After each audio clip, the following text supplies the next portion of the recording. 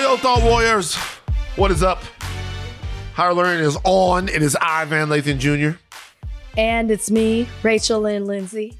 Back. Rachel, how are you feeling? I feel much better. Now, for those of you who don't know, I had the flu. Probably still do. I'm still at home. I had 2 strands of the flu, A and B. Didn't even know that you could get 2 at the same time. And despite us putting out an announcement on Twitter, people were very upset that they didn't know we didn't have a podcast. I apologize, guys. We'll do better making an announcement. But as you can tell, this voice is a million times better than what it was on Monday. Van, you heard it. Yeah, she You immediately talk. were like, no. No. Rachel, you get. I'm worried about you. You get sick Van, a lot. I've been sick since January. I've been sick since January. You get sick a lot. Like, are you eating enough apples and shit? You eat apples? Van. What? Not really, but you have a very fragile voice. I do have a fragile voice. My voice does get hoarse. Yeah. But I didn't know I had the flu. And as I told y'all on the last podcast, I was going to be hosting a Cowboys watch party. Good thing you didn't come, Van, because I had a house full of people. And I was yelling at the TV. People stayed for hours after. We were having a good old time. I was drinking, and I think that's what just took me to Kicked another it into high gear? Kicked it all the way into high gear. Gave me the original and the remix version of the flu. I think you're sick because of the football you had to watch. I'm sure that didn't help. Thanks, Van, for making me relive last weekend. What's going to go on? What's going to happen in Texas, man? What's going to happen with the Longhorns? What's going to happen with the Cowboys? I'm not even trying to be a troll. I'm just asking because I know some of my Texas fans are very unhappy. It's not like we didn't play a really good team. It's not like we lost to somebody who's not ranked. We knew it was going to be a challenge going into that game. You're always talking about this ranked shit. You lost to TCU at home when you were favorited. Like they should have won that game. But we should have won the game. Yeah. But it's not like it wasn't a possibility that we wouldn't win. Right. I don't know. I'm out of excuses. Right. I don't know what to say. What year is this for Sark? Is this 2 or 3? I can't even remember. And they improved from last year. Yeah, they improved from last year. You don't have that much time in Texas. Like, they expect 10 season wins. They coach it 3 and out. Right. Charlie Strong, 3 and out. Yeah, but that was different. Who was after him from Ohio State? I can't even think of Herman. Tom Herman. Yeah. Herman. He was 2. I don't even think he was 3 years. He was 2 and out. Yeah. Sorry. It's like you gotta produce at Texas. We don't have patience. And especially with the new quarterback coming in next year, which will be interesting to see because Quentin's really good. Which will be interesting to see. He's not really good. He's playing okay. Quentin Ewers. So you guys have a lot of quarterbacks down there that everybody thought. So you have Arch Manning coming in. It's the story of Texas. I can't wait for Arch Manning to play so you guys can realize what's happened. Well, they want a new coach with Arch. I don't know. Why would they get a new coach with Arch? I'm just telling you, Texas doesn't have the patience. We shall see. I would want Sark to stay another year. Whatever, we lost. Cowboys lost. Definitely shouldn't have lost that game. That was an embarrassment. Only thing I can say is we were cold. We didn't have Zeke, but not that matters because Pollard's better anyway. I don't know. Van Der Esch went down for a quick second. I don't know. We're not hot. I did the unthinkable to come do this podcast today. So I started playing a game of Madden, and I do something in Madden. Whenever I see like Lamar Jackson, like I get scared they have him, so I like go overboard. You know what I mean? Like I'm like, got to spy the QB and do all of this stuff. And this guy's just dropping dimes. He was up 21 in the first quarter with Lamar Jackson with me. 21. Then he went up 35-7. Well, okay. I scored in the second half. I scored in the second quarter. Then I got the ball back on the first possession of the second half. And I scored. Kicked it to him. He went for it on 4th down. I stopped him. Got it back. I scored.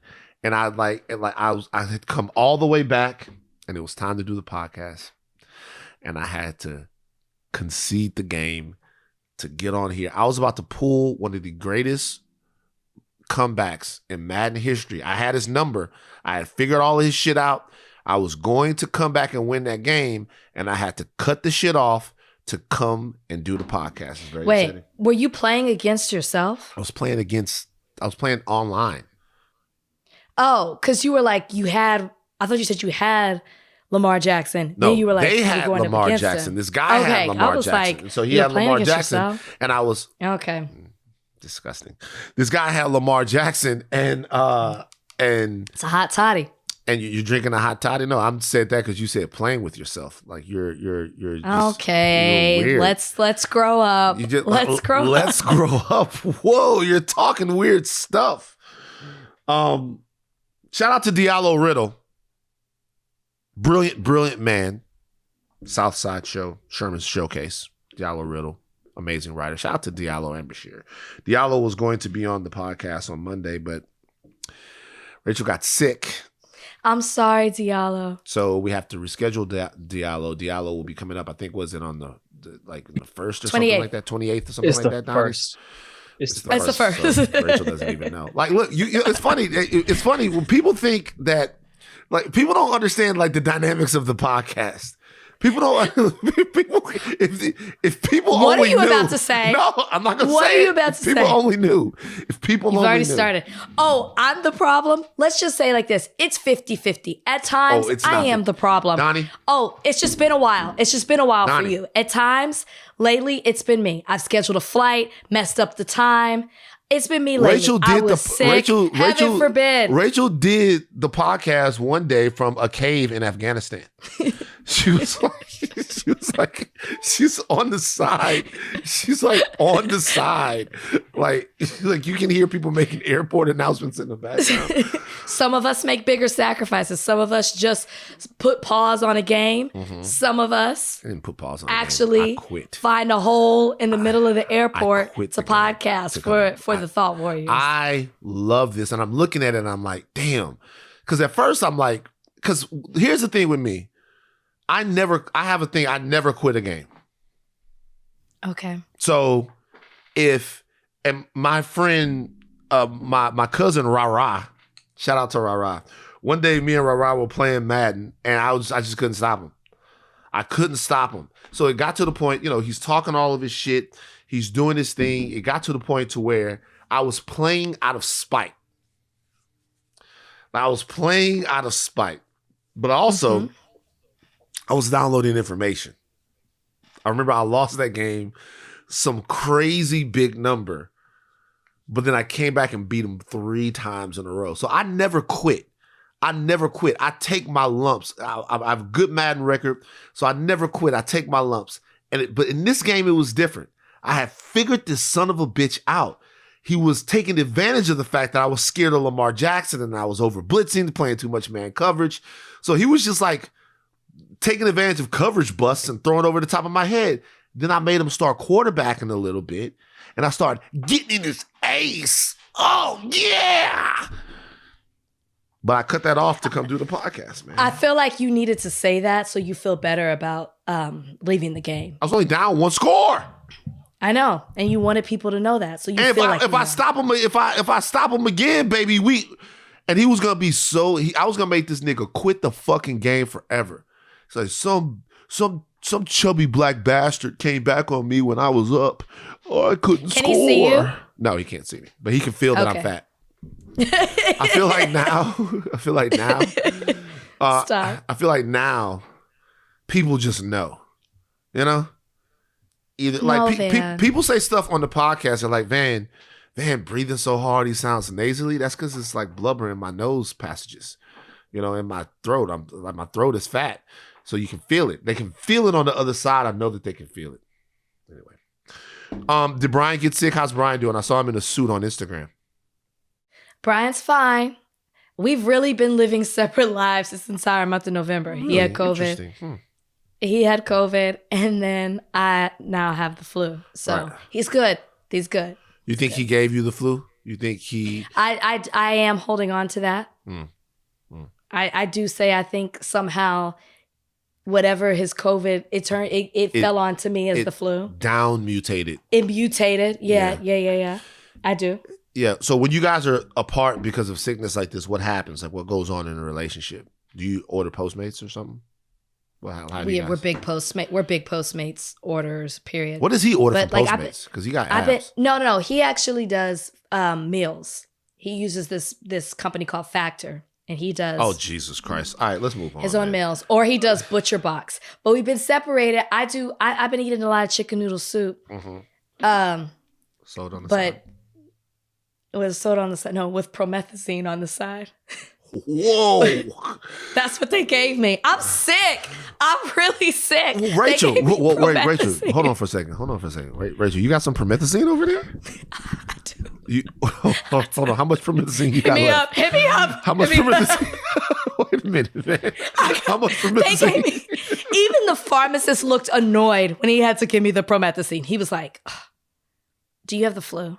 Yeah. And I was like, yeah, they called it in for me. I got two strains of it. He was like, okay, this is what you need to do. Yeah. When I looked at the bottle, because she didn't tell me, she just goes, oh, I'm going to give you a cough, something for your cough. And I looked and I was like, you gave me promethazine. I'm going to come over there. I said, look, I'm going to go to the store. I'm going to grab some Jolly Ranchers. And I used to use Fanta strawberry. Sprite. I used to do Fanta strawberry with the Jolly Ranchers. With the Jolly Ranchers for sure. You can't fuck with my mix. I just had the Fanta strawberry. Maybe not. I never did Jolly Fanta. Ranchers in there put it in there, shake that son of a bitch up, and we good, baby. God damn, them was the days. God damn, them was the days. Well, like in parts of Louisiana, they look at you crazy if you go there and you try to get some promethazine. They don't want to give it to you. And he looked at me crazy. Yeah. The pharmacist was like, Rachel in there double like they called it in. I didn't even walk in with the written. They called it in for me. That's what hot toddy. Hot toddy. You got promethazine in there right now? No. Rachel, you on lean? Oh my kidding, God. I don't. Rachel drinking lean. Donnie, jump on. I don't. This is about to be a good podcast. Donnie. It's not in here. Donnie. I feel like we have to have an intervention for Rachel right now, man. It's not in here. Rachel. Yo, Thought Warriors. Yo, Thought Warriors. Yo, Thought Warriors. Yo, Thought Warriors. It's mailbag time. It's mailbag time. It's mailbag time. It's mailbag time. All right. Y'all don't even get the reference. Y'all don't even get the reference out there. Real Texas shit right now. Scary shit happened in the world, and we're going to talk about it next. The big deal of the day. Yeah, I thought it was over, Rachel. I thought it was over. What was over? Us, what? Stuff, people, stuff. Yesterday, trying to take a chill day, was on a walk. I was trying to look at my phone a little bit less, and I saw a headline that said, 2 dead in Poland from what seemed to be a Russian missile strike. Mm-hmm. This was the entire danger of the war. There was a thought that in this sort of protracted war between the Ukraine and Russia, that people should be worried about one day just this huge offensive against the Ukrainians, that there's going to be some kind of exchange of nuclear weapons in there. The West would have to jump in. The much more likely scenario would be that even by accident, a NATO country, which obviously the Ukraine borders Poland, would suffer some sort of attack or some sort of casualty. And then all of a sudden, Article 5 comes into play. All for one for all. The United States is defending NATO as if NATO is New Mexico or Texas, and now all hell broke loose. So the moment that this was reported, Poland said that a missile had hit Poland, a Russian missile had hit Poland, I was like, right. I need to know everything about this that I can. The Pentagon came out and they were like, look, we don't know what's going on right now. We don't have any clue of what's going on. But just to let everyone in the entire world know, we will defend every single inch of NATO territory. Now we know Poland and NATO have said that the missile strike wasn't a Russian attack. Did this have you shooketh? Were you scared? 2 people died in this attack, and we should make sure that their lives are properly remembered, because even though we're not in the midst of World War III right now, 2 people are still gone forever, and that is the cost of this war, this illegal war of aggression that's been waged against Ukraine for the last 8 or 9 months. Were you afraid when you saw that this happened, Rachel? I know people on Twitter were going nuts. Absolutely. I mean, this is, I guess, the escalation anxiety that we feared could happen with a war like this. Russia seems to be very unpredictable. And I don't want to say that, I don't want to at all, I guess, tone down what's going on. I mean, this war has been going on for months at this point. But I would say that the media, at least here, hasn't been reporting on it in the same way that it has before. So I would think that it's human nature that people have moved on and not thought about it in the same way they were when it initially happened. So then it's on our mind, but I wouldn't say on the forefront like when it initially happened, when it was like, why is Russia attacking Ukraine? So then when this happens, it brings it back to the forefront. And this is when this was reported, it's like, well, this is what we feared, that Russia was going to start their attacks on neighboring countries, on allies of Ukraine. And we know that Poland has very well been that. A lot of how the West has communicated and brought things through to the Ukraine has been through Poland. Poland has taken in a lot of refugees from Ukraine. And this place where this missile attack happened, where this missile landed, and sadly killed 2 individuals, was 4 miles from that Ukraine-Poland border. So this is people's fears becoming a reality. So absolutely, I was terrified because it was like, is this the beginning? Where will this end? So just that to answer that part of your question. Interesting is that, for me, it didn't even have to be an intentional Russian attack. What happens if it's an accident? And then the way that works is the United States and other NATO member countries, obviously Article 5 is, it's the part of the NATO agreement that says, hey, if one country goes to war, we all go to war. All of us, one of us is all of us. Okay.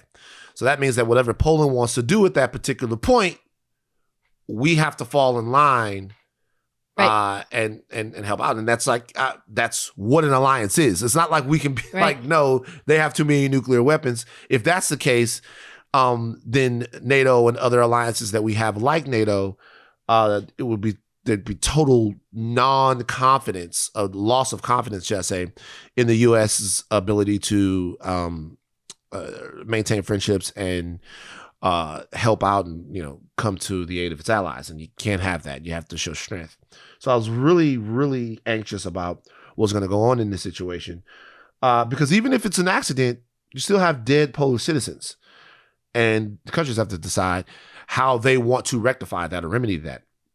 Yeah. For his side of it, Zelensky, obviously the president of Ukraine, who's become quite the celebrity and the consequential world leader as Ukraine continues to battle and fight just honorably and viciously against Russian aggression.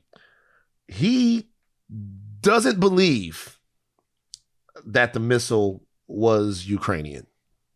Says he has no doubt that his country was not to blame for the missile strike. Now, I will say this.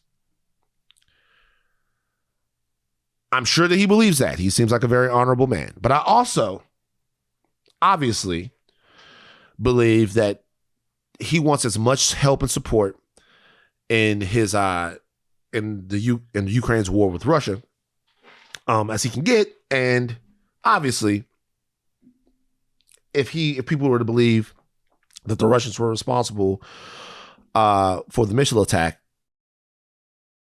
then the entire world, the entire free world, i.e. NATO, comes to the direct aid of Ukraine. So I'm not saying that he's lying, but I am saying that he wants people to know just how dangerous Russian aggression is and how far they've gone. And, you know, shame on us for having forgotten what's going on over there. Well, yeah. You know. Oh, sorry. I didn't mean to interrupt you. No. That's it. I mean, like, just shame on us for having forgotten what's going on over there. But you guys, we're living in incredibly precarious times where you have a major world power with an Armageddon toolbox over there in Moscow.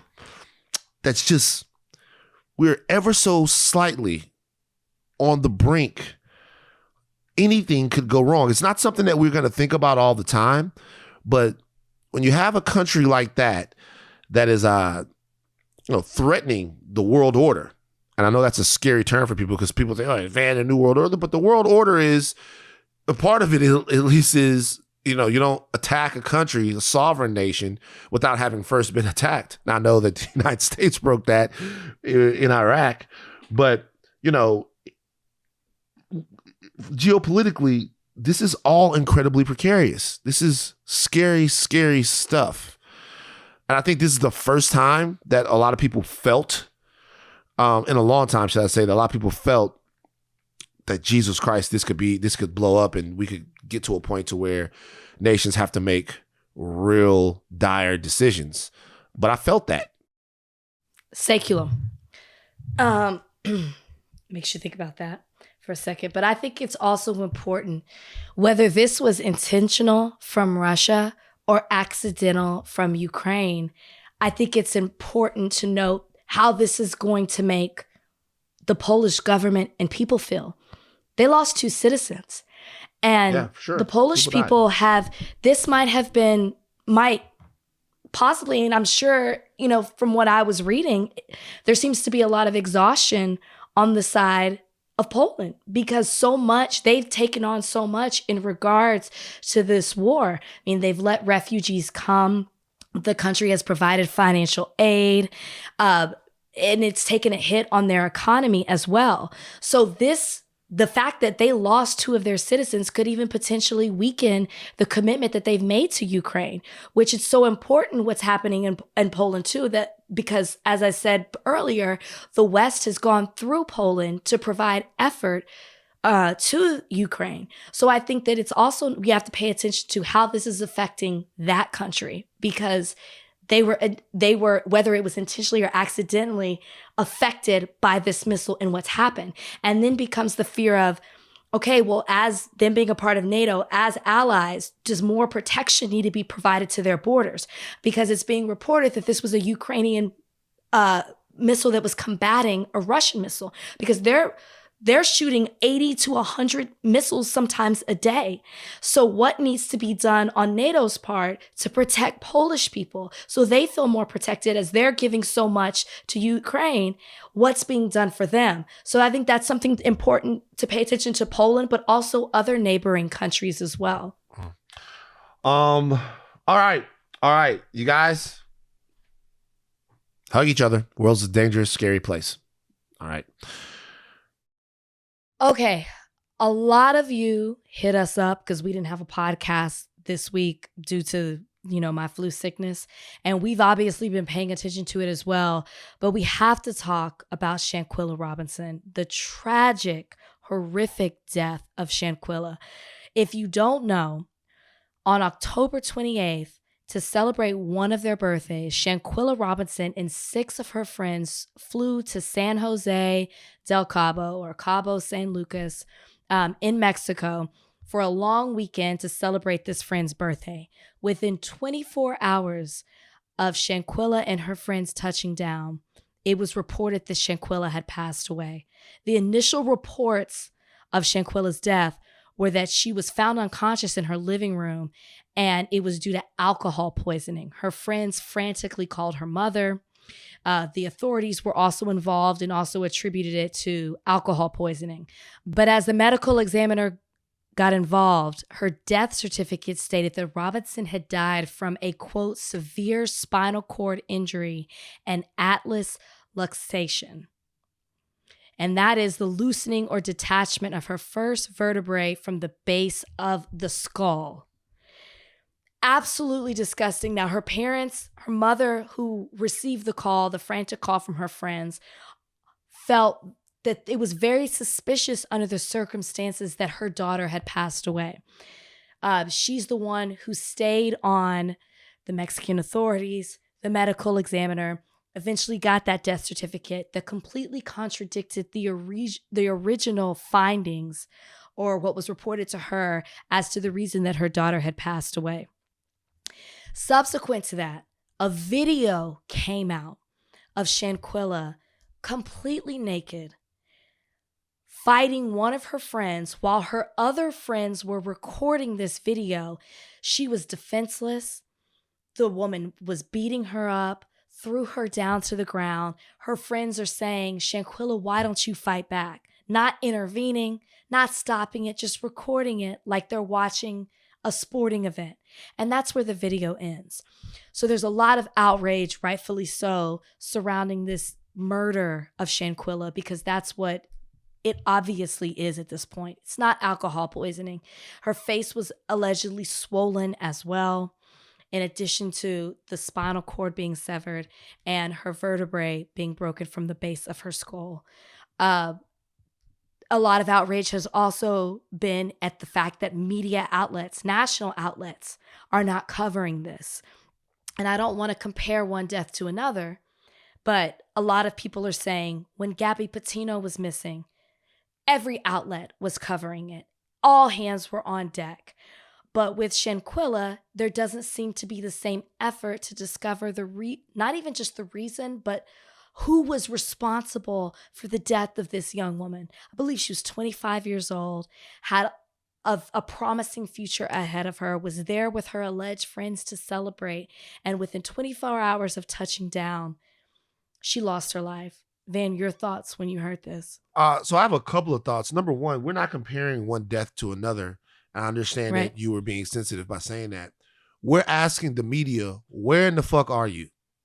Mm-hmm. Gabby Petito is one thing. My heart goes out to the family of Gabby Petito. My heart goes out to the family of any of the many women that over the course of the years, which is disgusting in and of itself, that have been abroad and found themselves lost, killed, or otherwise assaulted, and it becomes front page news everywhere. All right. Now, Shanquella's gone. Awareness and sounding the media alarm helps put pressure on Mexican authorities and, quite frankly, authorities in the U.S. that might be curious about this to get to the bottom of what happened. So when people are asking why there isn't as much conversation or demanding more conversation about it, they're not doing it from an emotional place. There's a concrete reason why people want to hear the story talked about. Because the more people understand it, the more people hear about it, the harder it is to ignore. And then if you can't ignore it, perhaps we get some answers as to what happened sooner rather than later, which might help the family get some sort of closure. So we're not comparing deaths. We're asking, where is everyone? And that's a fair question to ask. I don't know what to believe, or not what to believe, or what to make of this. This story has led me to do a little research. I think everyone has done some research. We've all talked about femicide and how that's on the rise in Mexico. Sobering stats. More than 10 women are killed every single day in Mexico, and tens of thousands are missing. The rate of femicide, which is killing women specifically because they are women, because of their gender, is on the rise in Mexico. It's been on the rise for years and years and years. 70% of women over 15 have said that they've been the victims of some sort of violence. So this is a big deal. So you look at that and you say, well, there is an epidemic of this in Mexico, and Shanquella could have been the victim of how dangerous it is to be a woman in Mexico. That could have happened. But at the same time, the situation with her friends, the violence that they were taking part in. The fact that they left and came back, from what I understand, right? Like the friends left and came back without her. Mm-hmm. This is weird. I'm not looking to finger anybody for any particular crime that they might have committed or might not have committed, but obviously seeing that she was involved in a violent encounter, naked, with everyone else like taping it, watching, recording, right before she passed away, is just insanely sad, enraging, and really, really suspicious and peculiar. So I'm just wondering what the fuck happened to Shanquella? Like, what happened to her? Well, even on social media, and this is allegedly, but from what I've seen on social media, some of the people, the friends, alleged friends that were involved, are speaking out and only saying they'll speak out to the highest bidder in regards to an interview. It seems to be very reckless and just disrespectful in the way that they're handling the death of their alleged friend. But it also highlights this issue of not caring about Black women. You should have read this story, watched a social media video, read a headline, and been horrified by what happened to Shanquella, and honestly thought that this could happen. You know, you've been told you should be careful about who you travel with. But this, you never know what people are plotting against you. You never know who's for you and who's not. Well, we don't want to be too hasty by Rachel is very, we want to make sure that we're responsible. I'm saying alleged. Yeah. But I think it brings on the bigger conversation of when you're traveling, especially specifically out of the country with friends, you have to be careful. Allegedly. Fine. But what I'm saying is, I guess the bigger picture, to not be so specific, if you want to be careful in regards to that, and I understand that, is that there is a Black woman who's dead. There's a Black woman who's dead under very suspicious circumstances. There's a Black woman who allegedly died from alcohol poisoning, but her death certificate, and now that her family has the body weeks later, it totally contradicts what they were originally told. So there's a Black woman who is dead, and things are not adding up.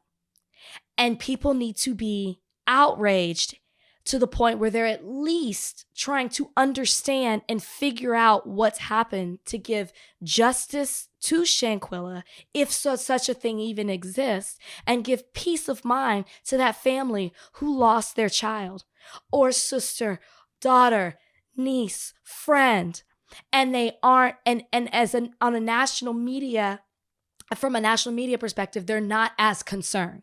So if nothing else, that's something that needs to be called out. Interesting shenanigans from the State Department here as well. When the news first broke, Queen City News reported that the U.S. State Department, this is according to Yahoo, said that there was no clear evidence to suggest that she was murdered. Rolling Stone then followed up with the State Department, who didn't comment on whether or not her death involved foul play, but referred Rolling Stone to Mexican authorities. That's peculiar to me. Sounds like they're punting. Well, that's, in my opinion, a definite punt. Mm-hmm.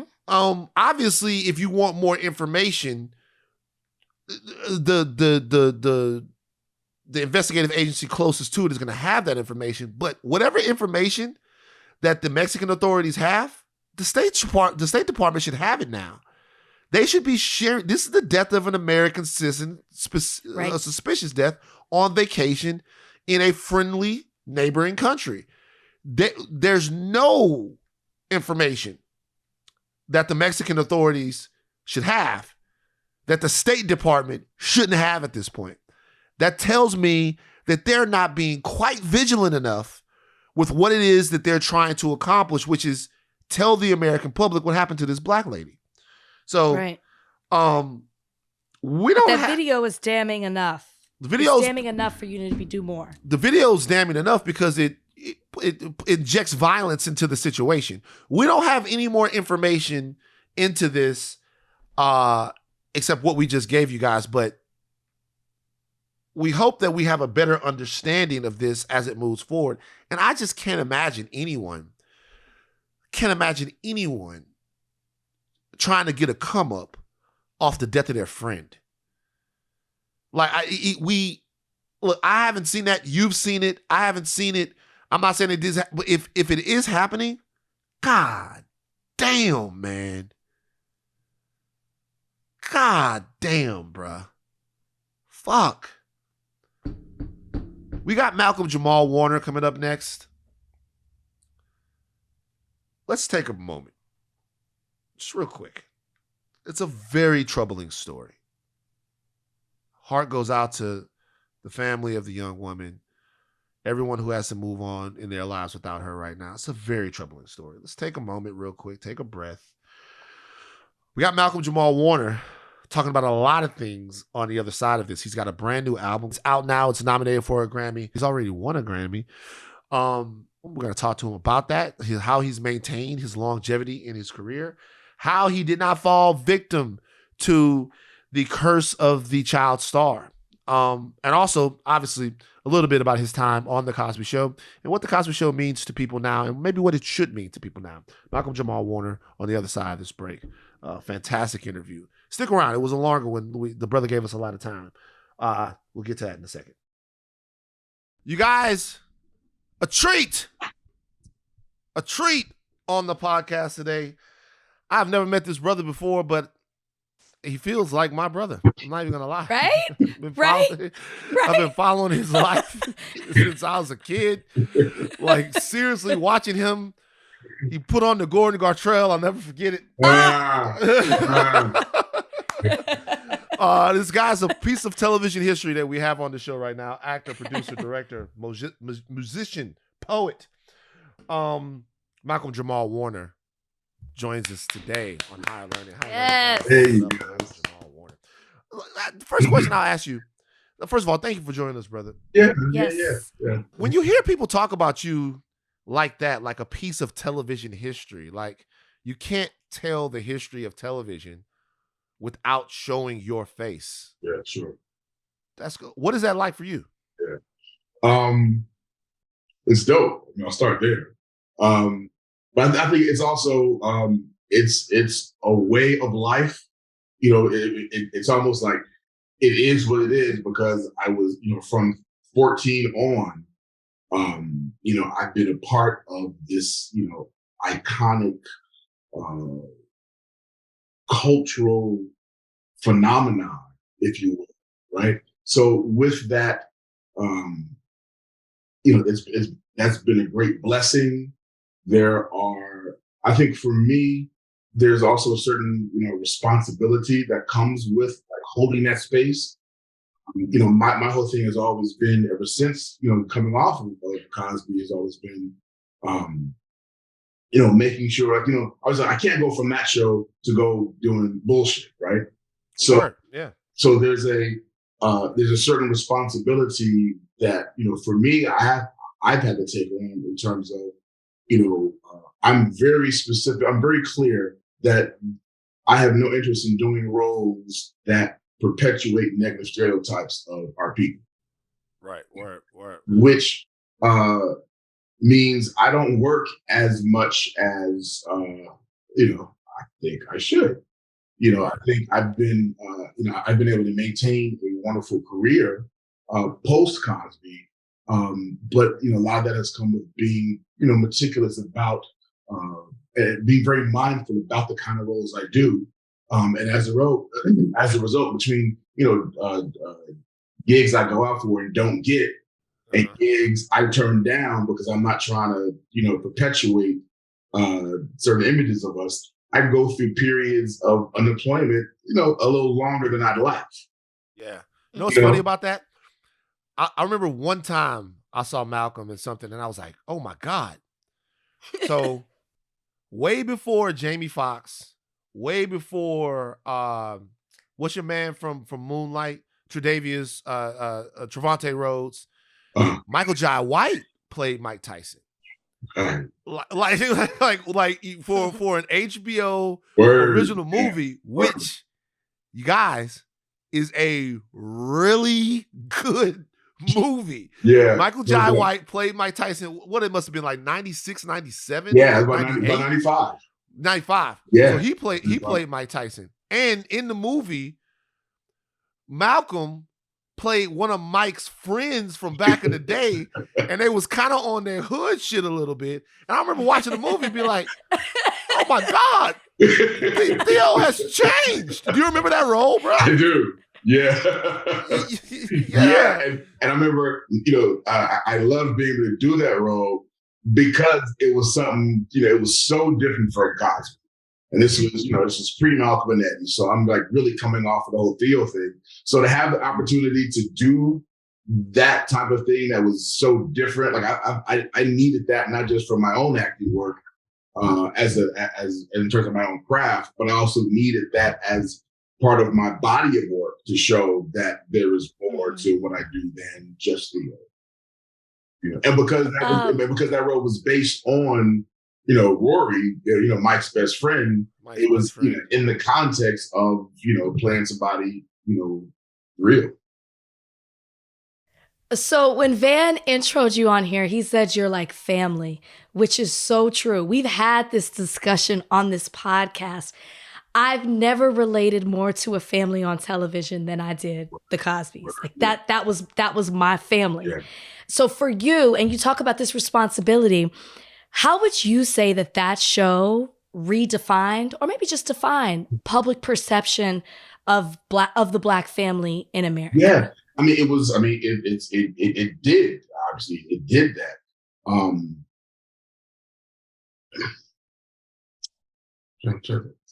The best way to say it, the thing that made that show all that it was, right? All of the things. All of the stereotypical things that you didn't necessarily see on that show was because Mr. Cosby was creating this show, and he and NBC always kind of had a difference of perspective, because while NBC thought, okay, well, we're doing a show about this upper middle class Black family, Mr. Cosby was like, no, this show is about an upper middle class family that happens to be Black, right? So when you think about it, it's really the first Black sitcom on television where the humor was not predicated upon being Black, right? The humor was predicated upon like a human experience.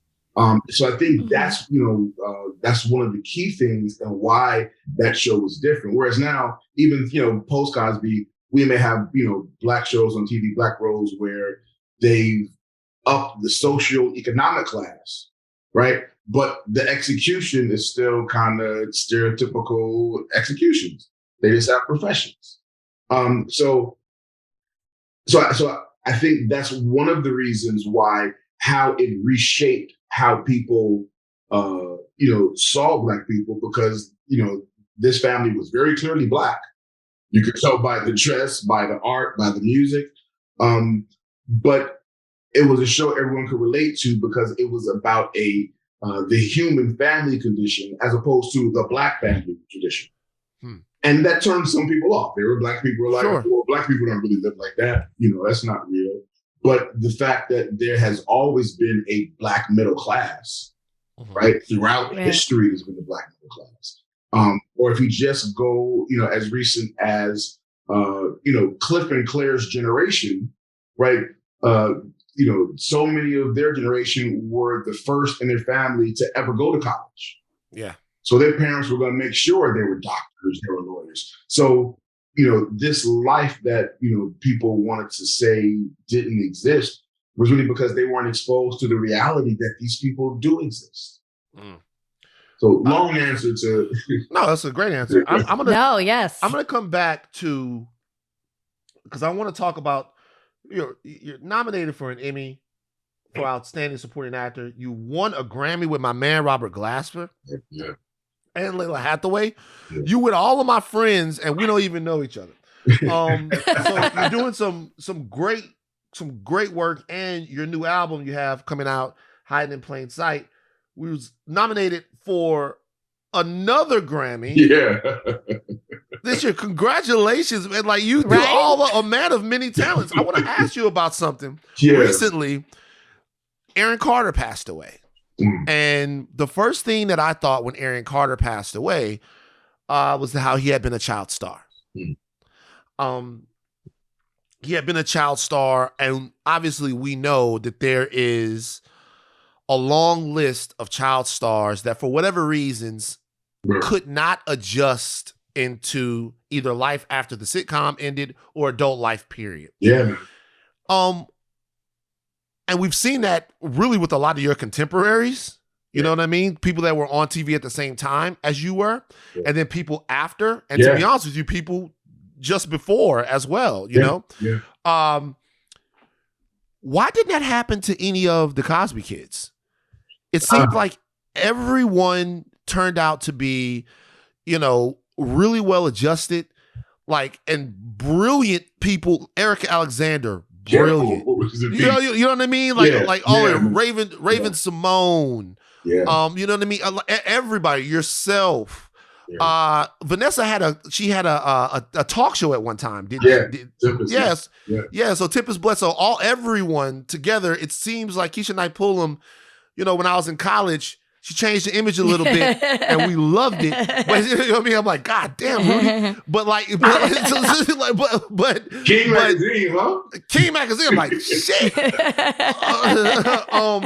But everybody turned out. Why? Why is that? Denise, like everybody. Obviously, her family now is Lisa Bonet's. She's got her own multiverse of beautiful light-skinned people. So why did that happen? Why did everyone from the Cosby Show turn out? You think? Is there anything that in the DNA of that show that made that possible? There are a couple of things, man. I would start with our parents. Right? Our parents were just very involved in our lives. And actually, I'll go one before that. We shot Cosby Show in New York as opposed to LA. So we were already removed from Hollywood and so many of like the Hollywood stuff. So when you grow up on television in Hollywood, your best friend is on the same lot as yours, you know, the next stage down, working on their television show. So there becomes this insulated way of growing up in Hollywood, where you kind of, you know, you're a little bit separate from reality. But then the world you're in is kind of a, you know, fucked up world in itself. You know, so it's just, so we did not have that experience. Like our first studio was in Brooklyn, Avenue M in East 14th Street, it's a Jewish neighborhood. There was no commissary. So at lunch, we had to go out into the neighborhood and get our food, wherever we were going to decide we were going to eat. So just that, like that kind of experience, or growing up in New York where people don't care who you are. Right. In fact, you can get played in New York because you're on some, do you know who I am? Yeah. So the world with which we grew up during that time kept us in a very reality-based focus.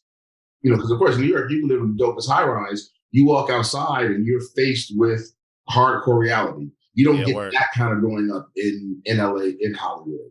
But then also, like I said, our parents were very, very present and very much, you know, if you look at, you know, young people who kind of go by the wayside or whatever, you have to look at their parents first, see where their parents, like who are if the parents don't serve as the guidepost for the kid, then there's so much room for them to go off path.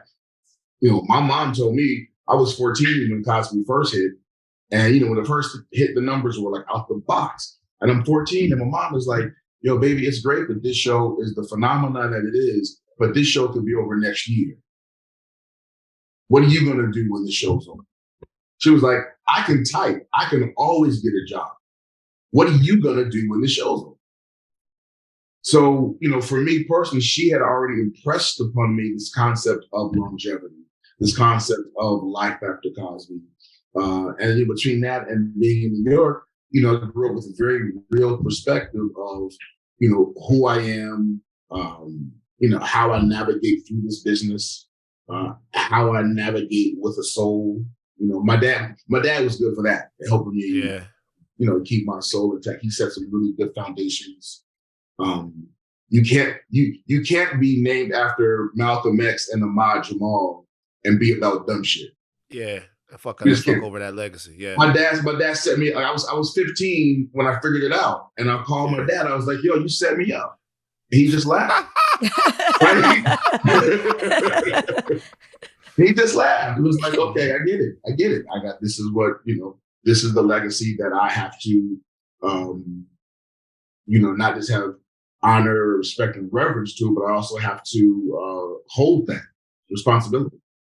You have in your namesake, you have your own legacy, but you've created your own legacy in your own right. I mean, as Van pointed out, you're nominated for Best Spoken Word Poetry Album for this year, Hiding in Plain View. You direct. I had no idea that you directed New Edition's Any Heartbreak video, which I love. You act. You're a poet, yes, he directed. He's in the video, right? I know he's in the video, but he how also the fuck did I not know that? Yeah, that's why I was in it, because I directed it. But yeah. But you were in. Yeah. So because you don't know that, I gotta tell you. So my first two big music videos was New Edition's Any Heartbreak and Special Ed's I'm a Magnificent. Those are two big direction when I first started out directing. So I got in trouble. I think it was 4th or 5th grade because me and my man Drico, shout out to Drico, we switched shoes. Right? he had one shoe on, and then I had the other shoe on. Like they remember, what like color? they had, like was what they it gold had and black? No, it wasn't gold and black. I had white sneakers on. He had black sneakers on. And then I was like, "Yo, give me one of your sneakers. Give me." And we was New Edition, like from the video. It's so fucking hard. Okay, go ahead, finish. I'm sorry. No, the video is iconic. So I was like, I know you direct, but I had no idea you were behind that video. Yeah. You act. You're a poet, you're a musician, as we see the guitars behind you, multiple guitars behind you right now. Of all the things that you do, what is it that you enjoy the most and why? Man, it's kind of like, which kid is your favorite kid? And actually, Nice. some parents could probably answer that. Yeah.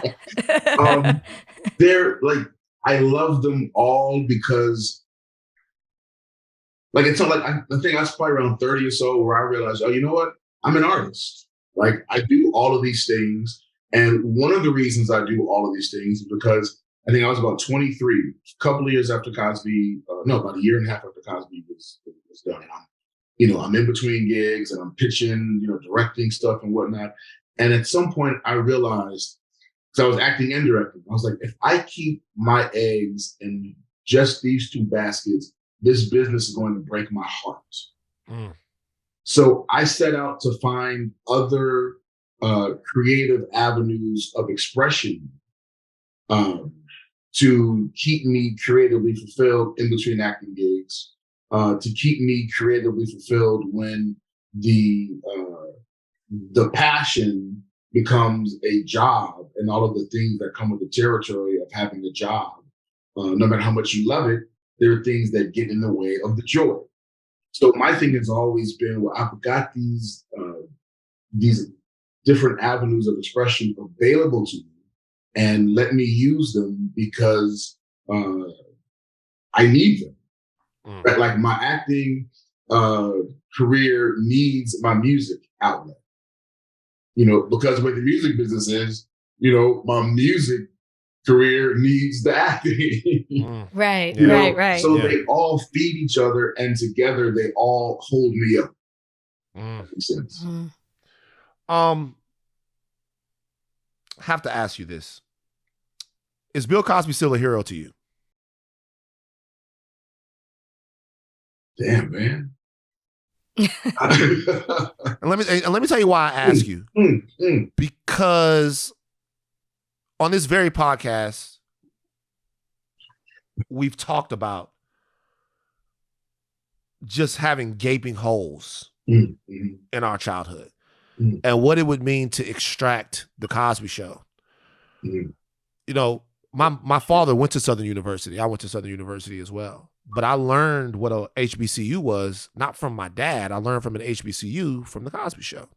Mm-hmm. Because somebody's wearing a Hillman sweater, and then I go, "What is Hillman?" And my mom goes, "Well, they probably mean Spelman. It's a school. It's like like, you know what I mean?" She's like, "It's probably a takeoff of that, but like it's a black school." And I'm like, "Oh." And she's like, "Your dad went to a black school. Like my mother went to LSU, my father went to Southern." But she's like, "Your dad went to a black school. Southern, that's the school for all." And I was like, and I just put it together in my mind. I was like, "Hey, every time I go up on the yard, I don't see nothing but black people." You know what I mean? So there's so much of my of culture. My brain was molded partly, so much due to the creations, the narratives, the stories that came out of that show. It was a major, major part of my childhood. But obviously, we all know what's happened subsequently. So for us, it's a question that, as consumers, we litigate. But for you, as someone who had your entire life changed, I guess the question is Bill Cosby still a hero to you? Right. So that that question assumes a hero perspective. Okay. Right. Right. So I worked with him. Right. And also on my last record called Selfless, his album, his record with me and Lathan, and the song's called Brand New Day. And my very last line of that joint is, "I'm holding out for an iconic love like Cliff and Claire." Right? So that's Cliff and Claire, not Mr. and Mrs. Cosby. Right? So while there was this father figure to the world, right? This was someone I worked with. This was a colleague. This was Ennis's dad. Right? This is the guy I see every day. This is the guy I see, hashing it out with the writers every single week because, they're writing something that's not what he set this show out to be. This is a man who schooled me a lot in terms of the business, but he wasn't my father. Right? Like my father, I'm 52 years old. My father still kisses me on the lips. Word. Right? So it's a very different kind of relationship that I've had with him. Very different from America's relationship. If that makes sense. Yeah. It does make sense. No, it makes a lot of sense. Makes a lot of sense. I'm going to switch it over to Malcolm and Eddie because I just learned something. Van, I don't know if you know this, and this could be something that just resurfaced because you know how social media is and they bring up old stuff. But with Malcolm and Eddie, and you and Eddie Griffin, I had no idea that Tupac was considered for the role of Malcolm. What? Malcolm, this. Okay, I'm looking at Malcolm's face. Malcolm's looking at me like, what? You had no idea. I know not of which you speak. So Eddie was doing an interview and it was on something. And was Eddie joking? Now I'm like, knowing, not that I know Eddie, but from what I know of Eddie as his persona, is he joking? But he literally was talking about that Tupac was up for this role and that it wouldn't have made sense for him to have Tupac in this role as Malcolm. Was this real? I've never heard of that. Never heard of that. I know not of which you speak. Okay. You and Pac never talked about that? Pac, this was real. You and Pac never talked about that? Yeah, we never read about that. No. Okay, since you didn't know about that, let me ask you this. With going back to piggyback on what Van was saying, I'm curious with everything that's going on, have you stayed close to your castmates from the Cosby Show? Me and Keisha are that's always been my homie since she was 4 years old. She's still my homie. We both live in Atlanta. Our daughters are a couple of months apart and love each other. Wow. Which is so surreal. Yeah, it's crazy. Right? It's crazy. Oh, it's so right. crazy. It's so crazy. That's crazy. And so Keisha's the one I talk to the most. Me and Lisa are cool. Whenever we talk, we don't talk very often, but when we do, we're always good.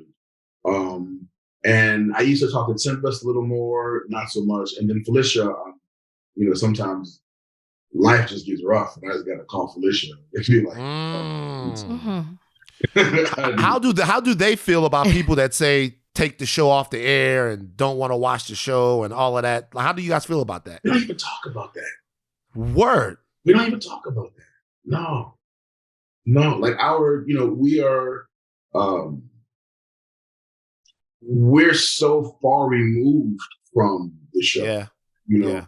So though we may talk about it publicly, I think Keisha and I had one conversation about, and that was because I had to call her up and big her up because I did some interview. It was like my last record. I was putting my last record in 2015.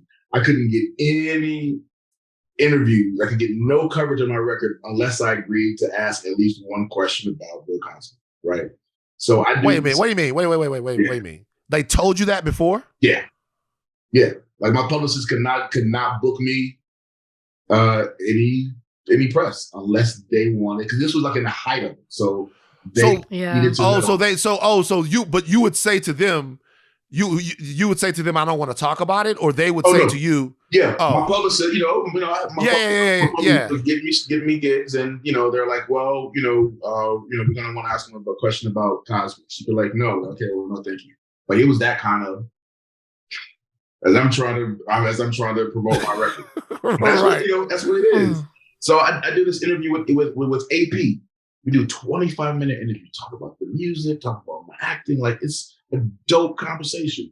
The last question she asked is, do you think, what's happening with the Cosby now has tarnished the legacy of the Cosby Show?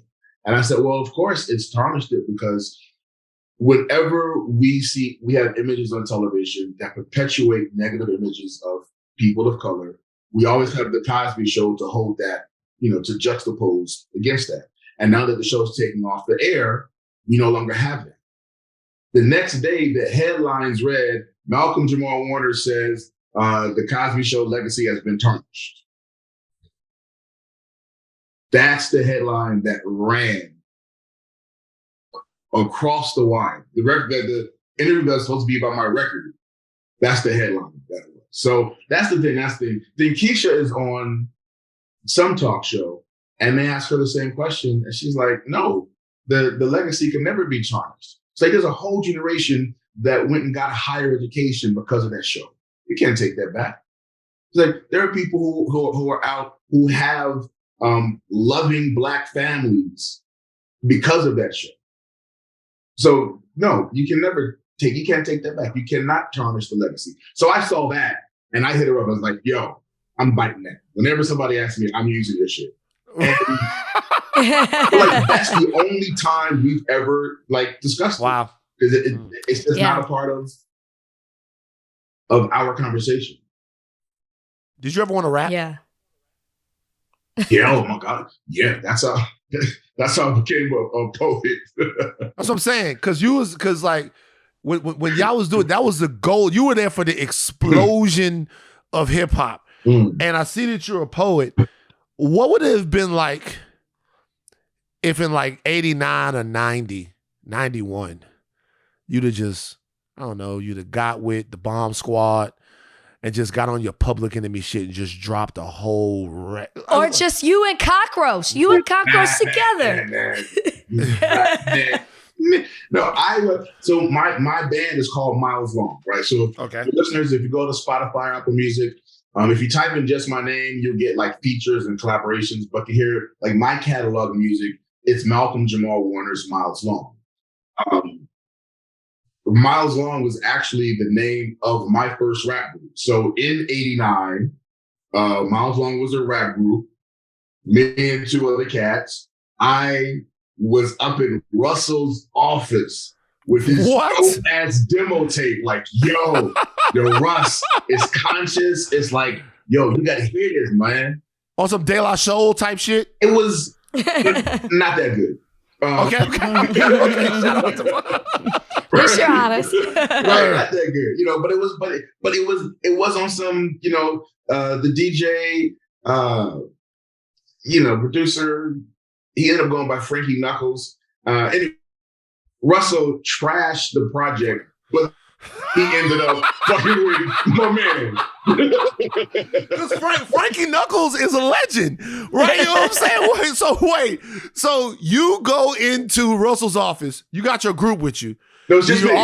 It's just you. Just me, yeah, and you give the demo, and Russell doesn't like the music, but he ends up getting with Frankie Knuckles, who's now a legendary DJ. He liked the music. He thought the music was cool, but he just didn't think that, you know, the rap lane was for me.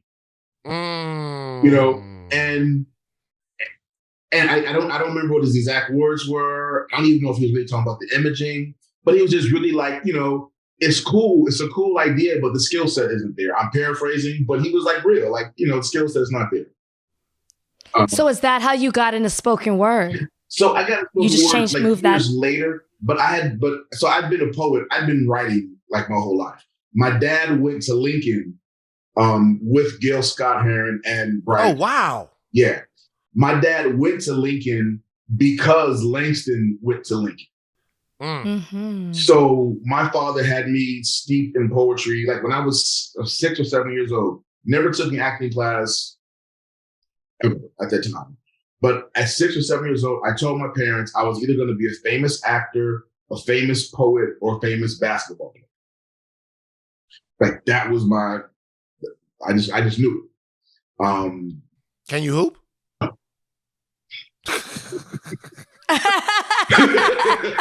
You're so honest. I've never met anybody with this clean and honest of a spirit. Just like it's like, no, you couldn't. Wait, what's your answer? Is it really no? It's no. It's no. Like I look good. You know, I had like, you know, not handles, but like I had maybe a handle, right? But I couldn't shoot to save my life. Right.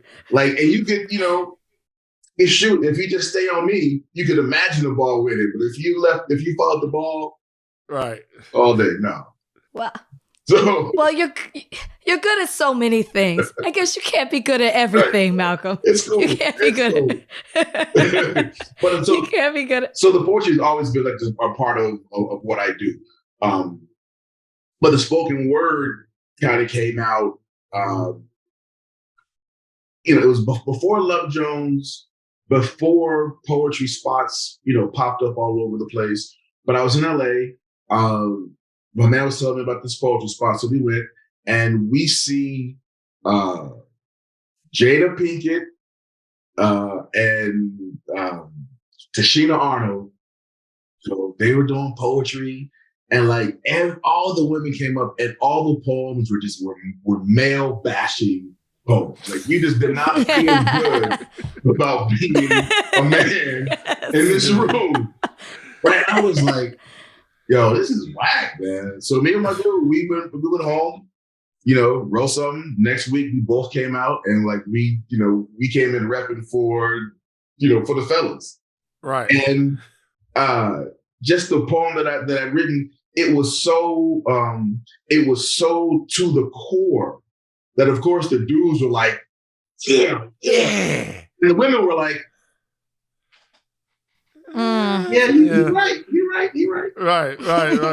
So I just realized that I was writing something and it just had this universal kind of thing and people dug it. So that's what kind of pushed me into the spoken word. So I was like, okay, well, the rap days are over. You know, my dad has always, you know, had me in poetry, and now here is it's not just writing it and just having it, you know, reading to yourself. Here is a platform where you can actually do your poetry. You can actually, you know, perform your poetry, and then coming from stage and all of that, it just, you know, it was something that what's the word I'm looking for? It inspired, I guess, all of those other avenues for me, like, you know, the writing, you know, the wanting to do hip hop, you know, the acting, the theater. it was, it touched all of those places in me, and there was a venue for this. So that's what really got me. And then, then Love Jones came out, and then Poetry Spot started popping up. It became the wave. Yeah. It became the thing. Then Def Poetry, and then Slam Poetry. Slam Poetry. And now everybody thinks Slam Poetry and poetry are synonymous. Right. Yeah. Rachel, you got something else? Well, I want to ask you about your upcoming, which you got coming up on Fox, The Accused. I know you got The Resident, season 6, which is huge, but you also have something new. You got a lot coming out. So if you could tell us what you have coming out, The Resident, and then also The Accused. So starting The Resident, we're finishing our 6th season. And a couple weeks ago, last week, the episode I directed aired. Wow. Okay. Really cool. The man doesn't stop. I worked that out for a couple of years. I harassed him for a couple of years about getting a directing slot. But we're finishing our 6th year, which is great because when I first started the show, I was only supposed to do the last 3 episodes of season 1. It was just a 3-episode arc, and then here I am in our 6th season. So that's been a great ride. And Fox's, in the mid-season, Fox has a new show coming out called Accused, which is a courtroom anthology. So kind of like Twilight Zone or Black Mirror. But all in court. Yeah. And they're all, separate. They're all their own separate stories, separate episodes. And I have a really crazy episode about a man who is being convicted for the murder of the man who molested his 10-year-old daughter, my 10-year-old daughter. Jesus. So it's nice light fare. I'm about to say, there's some feel good stuff. Yeah, it's heavy, man. It's heavy, but it's I think that's going to be a really important series. And I'm really excited about people seeing that episode because it's another side of a lot of people don't see. Thank you for giving us so much time. I got one last question for you, man. You've done so much. You've with everything you've been a part of. You've had your own show. Here and Now. Don't think bro. I know. Do you remember? Do you know that Lauryn Hill and Mos Def? Lauryn Hill, but I know Daryl Chill Mitchell. There was a lot of stuff that was going on. Yeah. You know what I always thought? There was this one episode of the Cosby Show. I always thought they were going to spin Theo off, but there was this one episode of the Cosby Show where I guess Theo was teaching. Yeah, or something like that, and I always thought that was a backdoor pilot. I was like, oh, they're about to give Theo his own joint or something like that. Would you have been even up for that? Like, so that was part of the conversation, but I didn't want it to be a spinoff. Like I wanted to. Where it was. So that's how Here and Now came out. Yeah, because it's kind of the same type of situation, same premise. Yeah, so Here and Now could have been the spinoff, but we tried to, just kind of flip it a little bit, so it wasn't just the same. What left do you want to do? Like, you've done so much. You got Grammys, you're nominated for another Grammy, you've got music, you've got television show, you're already a television icon. You've already etched your name into the history, like I said that before. This is very, very true, right? Yeah. And it happened so early. Yeah. Like you accomplished by probably 17 or 18 more than 99.9% of actors or performers get a chance to accomplish in their whole life. What's next? What do you want to do next? Do you have any things that you're like, it would be so dope if I could do this, or so dope if I could do that? Like, what's left on that list? Well, so here's the thing. It's like Mr. Cosby used to always say, you have to remember it's a marathon. While everybody else is out running sprints, you remember it's a marathon.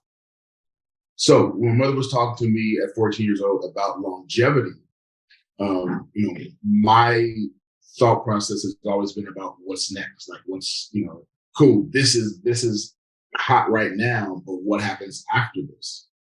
So I've been very fortunate to be able to have a life where I've set myself up where I don't have to panic during, let's say, dry spells, right? Because if you have longevity, you have periods where you're hot, periods where you're not.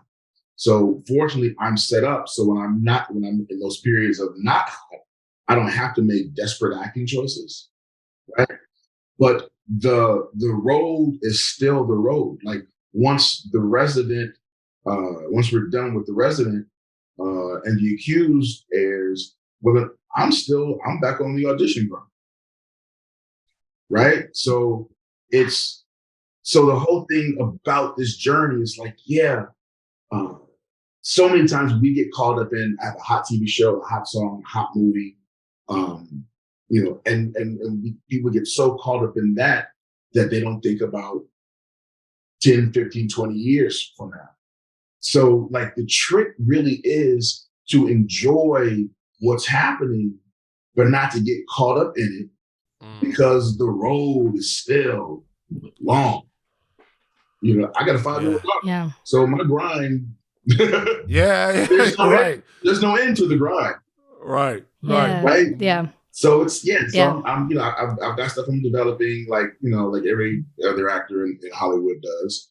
But yeah, the grind is still, it's one of the reasons why I do so much, because the grind is, if I can do several different things, they all be grinds, and they all be grinds that I love, then collectively, it keeps me busy, it keeps me creatively fulfilled, it keeps me growing and honing all of those skills. Before we let you go, I gotta ask you this. We all have our favorite. Do you have a favorite episode from The Cosby Show? Probably the Monopoly money. When Cliff and Theo going back and forth about, you haven't eaten. Well, I can get by and blow the cereal. Yeah. Or you have a car, I can ride a motorbike. Probably that one, because that was the pilot, and that's what set the tone for the show. Man, I didn't know if you were gonna say that or Gordon Gartrell. That Gartrell. man mentioned it. If you ask me my top 5, that's a different answer. But if I gotta just pick one, but Gordon Gartrell is definitely up in the top 5.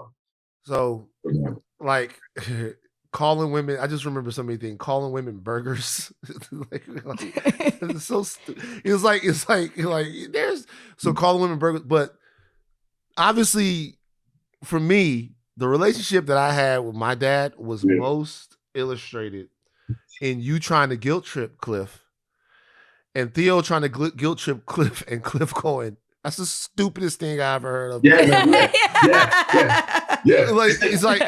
Because I will watch like, other sitcoms, Mr. Belvedere and all of that stuff like that, and I would see the way the white kids on the show would talk to their parents. They would guilt trip them and make them feel bad, and then like it would work, or they would get mad and like walk out the room. I hate you, Mom. I hate you, Dad. Like I'm struggling, and like I would try that shit, and my father would look at me like, "Crystal, we need to take this boy to the doctor.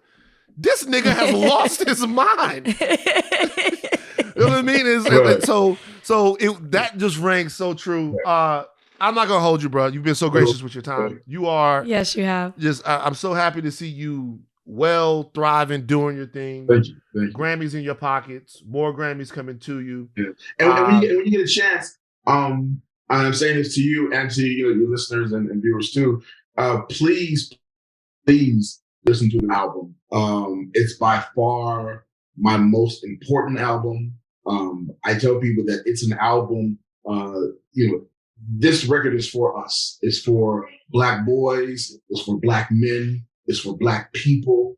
It's for non-Black people who have the foresight enough to see our self-healing as an invitation for them to explore their own self-healing. I have all throughout my record, Dr. Daniel Black, assistant professor of African American Studies at Clark Atlanta University. Word up to Clark.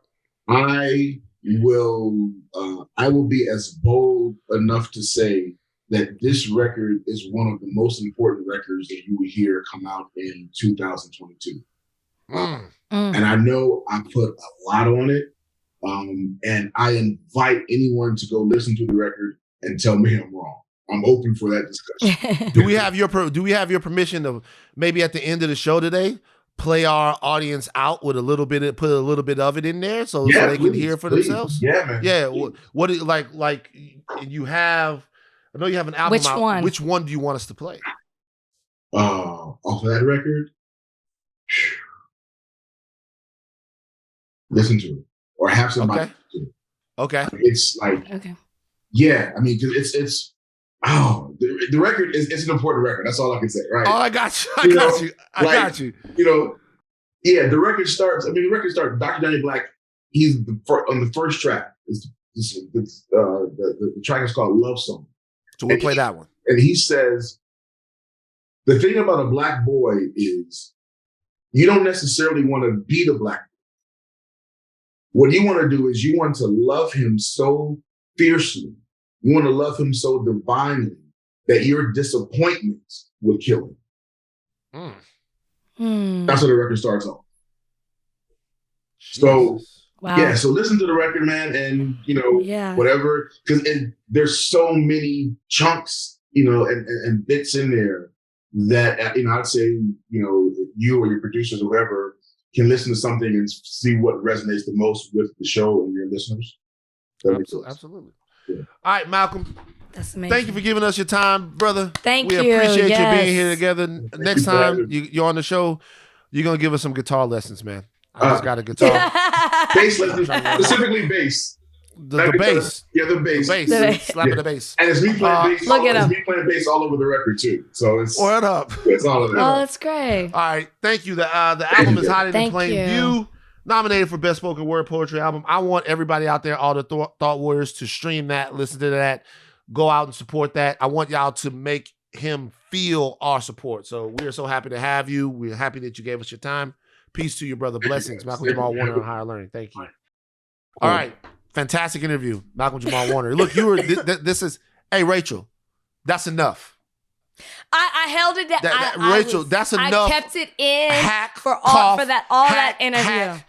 God damn it! Like y'all you sound like Burgess. Me? You sound like Burgess Meredith. Like y'all like see how he don't care about me. Like that's enough. Y'all see what I go through on this podcast. I sacrifice my health, for y'all. You know what I'm saying? Health for y'all. I'm not 100% That's whole, enough. but I refuse to let the thought drink some more, Yolene. Drink some lean. Another episode without hearing from Van and I. Drink some lean. I refuse to cancel on another guest, which obviously that was a fantastic interview. And I am currently out of lean, and I will. She ain't got no more lean. The drink up in my cup. Drink up in man. Hold up. Drink up in my cup. Trump. All right, so look, this is what happened. We were gone and the midterms came out. The midterms came out like they dropped, like they had a new album. The midterm elections were had. Like we did not. We were gone, but we have more clarity now. If we were recorded Monday, the House is still up for grabs. Mm-hmm. The House is now not up for grabs. The Republicans have gotten to 218 in the House. They're going to have a majority, albeit a smaller majority than they thought, which might sort of hinder them in getting as much of their agenda passed as they wanted to, or being on the same page. It's a lot different having a huge majority and having like a 1, 2, 3, or even 4 or 5 seat majority. It hampers some of the things that you can do, especially since there's a civil war brewing inside the Republican Party. But we do know now that we got to split government. President, dimmy. Senate, dimmy. Republicans have taken the House. The predicted red wave, the crushing of blue balls everywhere, did not happen. A lot of people say this is because Donald Trump. Rachel, have you been well enough to pay attention to the political happenings in the country over the last 6 or 7 days? I have. I mean, how can you not be paying attention to it, sick or healthy? I will say that I have to come on here and say I was wrong. I was wrong. The last time we were podcasting, I said, you know what? We've lost Nevada. We don't know about Arizona, and Dems won Nevada. In regards to the Senate, let me clarify. Ain't no we. Dems won. Them I niggas know, won. I said we. Yeah. Dems won Arizona, and we know Georgia is going to a runoff December 6th. So I was wrong about that, and I'm glad that I was wrong. I also talked about the fact that nobody's pointing to the fact that it seems like the Republicans are going to win the House, which they have, and they've already started on their bullshit, right? They got their 218 seats, more than that, and they're already on their bullshit. I will say, from watching everything play out to this point, because we know who controls the Senate and we know who controls the House. We know that Mitch McConnell was challenged for a quick second, but he's still going to hold his place in regards to his title in the Senate. Kevin McCarthy, we're not quite sure what's going to happen there as far as who's going to be Speaker of the House. And at this point, we know that Nancy Pelosi has said that she does not want a title at all. She's going to step down. And I understand that from all that she's personally been through in regards to the attack on her husband. Look, you know what? By the way, Kevin McCarthy has won the GOP nomination for Speaker of the House, so that's done. Did that come out? Yeah, Kevin McCarthy, like he's won that. Look, a lot of people thought that the Republicans are going to get in and what they're going to start doing, impeaching Biden for walking, impeaching Biden for falling asleep, nodding off, impeaching him for all kinds of different things. It's going to be a lot harder to do without a significant majority in the House. It doesn't mean that our government is going to be functional, but hey, it hasn't been functional to this point anyway. We've been in gridlocked. We've been under the tyranny of the filibuster for so long that they can't fucking get anything done. I think the lasting lesson from the midterms was that this particular Republican Party doesn't seem to be resonating with voters like they thought that they did. And when you look back at the last 2 or 3 elections, I'm not telling you guys anything that you couldn't hear on any of the major news talk shows, but I just think it's very interesting that there seems to be real confusion as to the direction of the right. Like, it doesn't seem like America, by and large, on the whole, is going to go for fascism, extremism, and election denial. That doesn't seem like that's a winning strategy. But at the same time, there's a core base that is so dedicated and has so much allegiance for President Trump and his musings that you can't win without him. So how do you disinvite people to your party that you need to show up to have people in it? You know what I'm saying? It's like how do you? It's really, as far as, it's one of the most interesting conundrums that I've ever seen in American politics. Like, it's like the whole Republican Party is just a primary party. Great in the primary to get to the general, and people aren't trying to hear that crazy shit. The Democrats should have been easier to beat. Like, things are not. I mean, when you look at it, I mean. Well, no, I was gonna say I think it shows that there's a weakness in the Republican Party. There's a split in the Republican Party. I mean, as you just pointed out, election deniers, those that were backed by Trump, did not do well in the midterms. So there is this divide from those extremists with MAGA and Trump and election deniers versus more traditional, or I wouldn't say moderate, but more traditional Republicans. And I think that that's what we have as a roadmap going forward into 2024. I think Trump announcing the fact that he's running for presidency is the gift and the curse to this party, right? Trump was a gift to them when he announced before. And those same things that they loved so much about him are now those same things that are hurting their party as it stands. And the fact that Trump announced, and the fact that donors, big donors, those who are leaders in the party, leaders who supported him, not even just politicians that supported him before, and family members are not standing by him, shows that there is a divide within this party. Big time. And that's what we saw in the midterms. There's not just a divide in the party in terms of like from politician to politician. there's a divide in the Republican Party from body to soul. The Republicans were always a very simple party. They were always a very simple party to sum up, and the simplicity was their strength. It was always limited government, deregulation, family values. Somewhere in there is guns in the military. Okay? So those are the things. So all kind of in that scope. Now, when you get behind the veil of politics, they're making your oil buddies profits, and there's kickbacks and all of that stuff that everybody does. Limited government, Constitution, family values, military stuff. We don't spend a lot of money. You know, we don't cheat. We don't like we're this, we're that. And the Democrats, the problem has always been, or the left, should I say, is that there's huge complexities in being a liberal. Like huge complexities in being a liberal. You know what I mean? Like there's so many different factions in the left that want to be heard.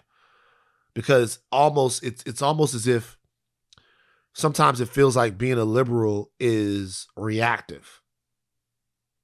And I think that we look at it that way sometimes. It's more in touch with the people. Yeah, but it's reacting to people. It's reacting to America that's already existed and something that you know you don't want, right? And that's why it's great that we have progressive minds that think about the future and imagine a different future. Because sometimes we could just look at it and be like, well, I know I don't want to go back to 1955, or I know I don't want to go back to separate water fountains, or gays not being able to get married, or all this. I know what we don't want. So we're voting against that, right? And I think over the last 10 or 15 years, there's a lot of progressive ideas have come into the mainstream, and like really ways to challenge the status quo of American existence and citizenship. And I think that's great. But the Republicans always had a simpler message that was just easily digestible to people who didn't want to think about politics that much, right? It's like now they're complicating things. They are. Elections don't work. All of these books are evil. They're giving their constituents a lot to think about. They're giving them. It has nothing to do with who they are anymore. To me, it's the deep state, QAnon, all of this stuff. They're becoming this almost mutated form of liberalism, where there are all of these different factions in there, and they don't have a clear, clean message for anyone. That's it. And they don't have a clear, they're telling you, go vote for me, but just know the election doesn't matter. And you start to think to yourself, well, what the fuck? You know what I mean? They're telling, hey, get up like there. And it's like, it's a weird thing to where I don't think besides the crazy people who like, when I say crazy, I fucking mean crazy. The crazy people who no longer want the version of America that we're in right now to exist, which I think it's actually probably people, I don't know if I want the same version. I wouldn't say that that's that crazy, but I think you know what I mean. I think beyond those people, just the regular voter who is a moderate centrist on either side, they just can't vote for this shit. They can't vote for it. There's no agenda. There's no agenda. And even after winning the House, what's the first thing that they say? We're going after Hunter Biden. Like, there's no, their whole theme seems to be, you know, going after Biden, going after Hunter Biden. We're going to, Democrats said this is what it is. You know, we're doing this with education. We're taking away women's, like, there's no, as you said, if it's as simple, if what you're saying is true, is the Republican agenda used to be as simple as this, then what's being presented to them now, if you're a Republican, is the complete opposite of that. So I think the fact that there is no, this is what we believe in and this is where we're headed and where we're going as a party, has made their party go insane. And that's why there's a divide. And with somebody like Donald Trump, who has asserted himself as the leader of the party, said he's back, and, is saying the things that he's saying and has said the things that he said and is being investigated for the things that he's being investigated as. Nobody's as hopeful in him as the person to lead the party to the next place as they were before. And him running is honestly a gift to the other side, because I'm not sure Republicans want him to run. And if they do put up somebody else, it splits the vote. Rachel, me and you could run and beat Trump. Like, literally. Let's go. We could run and beat Trump. You know what I mean? With all of my precarious browser history, like, we could run and beat Trump. I'm glad he's back. He's back. He's not the leader of the Republican Party. He's the king of it. And he's going to be the king for as long as people like Lindsey Graham choke on his dick. Lindsey Graham came out and said Trump sounded presidential, and if he's that guy that he was on the night where he delivered a meandering, barely coherent speech, then he'll be tough to beat. And I already started the party for 2024 because I think I hate Trump more than I like the left. So I already started the party for 2024. Here's the deal. Candace Owens is off the Trump train, or at least she feigned like she was. We'll see what happens. This audio that you're about to hear from Candace Owens is breathtaking. Please play it. Not only was he just mad, by the way, he then, during a golf session with some mutual friends of ours, had a person next to him who was egging this on, saying to Trump, and I know this because, again, this is a mutual friend, aren't you mad at Candace? Aren't you mad at Candace? Aren't you mad at Candace? And eventually he was like, yeah, I'm so mad at Candace. I'm so mad at Candace. And this got back to me that he was upset with me, that he was angry at me. And the next time that I saw him, he was quite rude to me. He was actually rude to me. I'm telling you this personal story because I think it is something that made me for the first time question him as a person. So you have an individual that spent years defending you, right? And that individual gave you a completely kind and fair interview. You said something yourself that your base didn't like, and you somehow transformed that into something that I did wrong. That's unacceptable. So Candace, she's a black lady. You always want to help out a black lady. Candace is a black lady. I've talked to Candace before. Like, Candace used to... y'all are friends. Wouldn't say that we're friends. I mean, I'm not friends with Candace. I'm not friends. I'm saying I was going back and forth. I thought we were going to talk and go back and forth, and back when I thought it was whatever, but I was not friends with Candace Owens. However, still want to help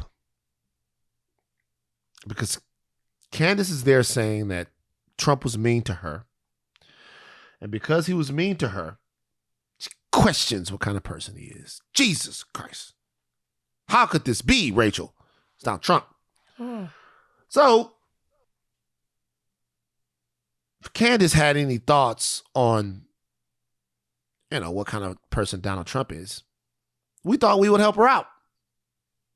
We thought we would give her some other instances where Trump has been an asshole. Because obviously she missed all of these things. Oh. Rachel, she didn't see him. Oh, she did? Okay. No, I'm giving it, no. I love that you're giving her the benefit of the doubt. That's benefit. So kind. That's our 1989. Trump on the exonerated 5. Of course I hate these people. Donnie, run the sound. Of course I hate these people. And let's all hate these people because maybe hate is what we need if we're going to get something done. It's 1989. It's 9 years old, Candace. It's Trump. Of course, Donnie, run that sound again. This is Trump on the exonerated 5. Of course I hate these people. And let's all hate these people because maybe hate is what we need if we're going to get something done. Wow. Okay. Delightful. We're going to skip forward to Trump and a friend of yours, Rachel, having a conversation, a little locker room talk. If you ever thought that Trump might have been less than a nice guy, Candace, just listen to this. I better use some Tic Tacs just in case I start kissing her. You know, I'm automatically attracted to beautiful. I just start kissing them. It's like a magnet. You just kiss. I don't even wait. And when you're a star, they let you do it. You just kiss. You can do anything. Whatever you want. Grab them by the pussy. Wow. Now, Candace, you might have heard about that. You might have thought that's a one-off. There's no way the decent, nice guy known as Donald Trump. See, I'm not a decent, nice guy, so I know a not decent, nice guy when I see one. Candace, Man. I'm not qualified to be the president, but it's not about me. It's about Trump. Once Trump talked about pageant locker rooms, this is what he talked about. No, I mean, some of these foreign girls, you know, Mr. Trump, in my country, we say hello with vagina. And Well, you could also say, as the owner of the pageant, it's your obligation Stern. to do that. So you have done that. Now, I'll tell you the funniest is that I'll go backstage before a show. Yes. And everyone's getting dressed and ready and everything else. And, you know, no men are anywhere. And I'm allowed to go in because I'm the owner of the pageant, and therefore I'm inspecting it. You know, I'm inspecting. I want to make sure that You're like a everything doctor. is good. You're there. Yeah, the dress. Is everyone okay? You know, they're standing there with no clothes. Is everybody okay? And you see these incredible looking women. And so I sort of get away with things like that. He's still going. Mexicans. All right, I don't want to do this anymore. It's like five. Well, it of just gets worse and worse. okay. And the last thing. Candace may have forgotten, but we didn't. And the last thing, Candace. Trump is a scientific genius. I remember during the harrowing times of COVID, we all were searching for answers. We wanted to know what should we do? Sure. Wear a mask, not wear a mask. Yeah. Can you run outside?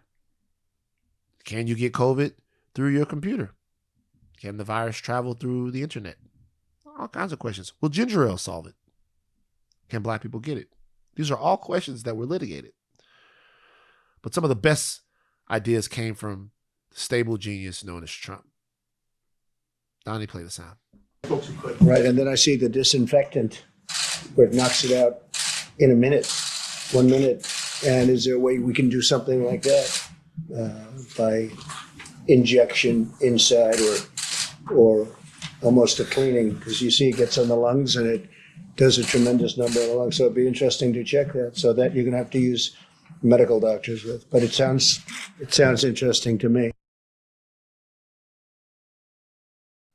So a little rundown was just for anyone that just forgot who the man running for president is. And what I'm going to do here, because we're going to play Malcolm-Jamal Warner's song at the end of the episode, like we said that we would. But before we do that, we have got to play, and Donnie's going to have to put it in post because we don't have it right now. Have you heard Herschel Walker's Fright Night monologue? The vampires. Donnie, have you heard Herschel Walker on Fright Night? Yes, I'm pulling it up now. Herschel Walker is the most amazing person that has ever lived. Wow. I'm serious. Because